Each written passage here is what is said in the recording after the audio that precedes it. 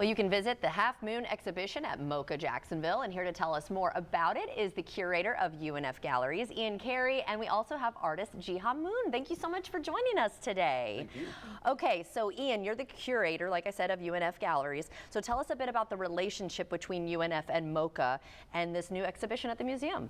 Oh, absolutely. So basically we have a wonderful gallery on the second floor of MOCA Jacksonville that's devoted to programming that's really related to both Arts UNF and also the Department of Art History and Design, and we program exciting artists like Jiha so that they can be, so our students basically can experience the work and really be an additive to our curriculum. That's wonderful. And Jiha, you describe yourself as a cartographer of culture. So what does that mean to you?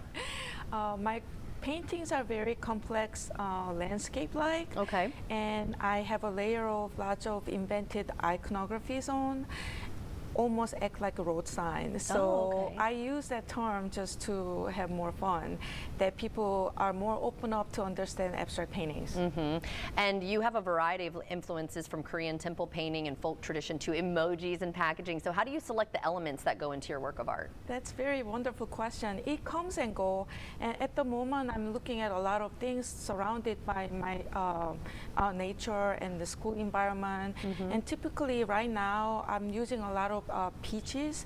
It's from a southern iconography, but at the same time, I'm from South Korea originally, and it has a completely different meaning. So, and then after I have my child, that iconography become more personal, so it sort of represents motherhood. So it varies so many different ways. That is really cool. And then you also have, you mix traditional brushwork and embroidered patches and trinkets with contemporary to create something new. So what does that creation process look like?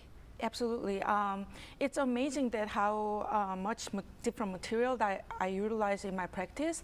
But for the moment, I call them painting, but it's basically based on Korean traditional patchwork that I've been collaborating with my 98 years old grandmother in Korea. Wow, that's amazing. Yeah, so we create something together on site, and then I brought it back to Tallahassee in my studio, and then paint back and front, and then I just kind of play with that. That is amazing. All right, well, Ian, how can folks learn more about the exhibition and then see everything? Sure. Well, first of all, go to our website. Go to mocajacksonville.unf.edu, and then there's going to be a wealth of different programming on there.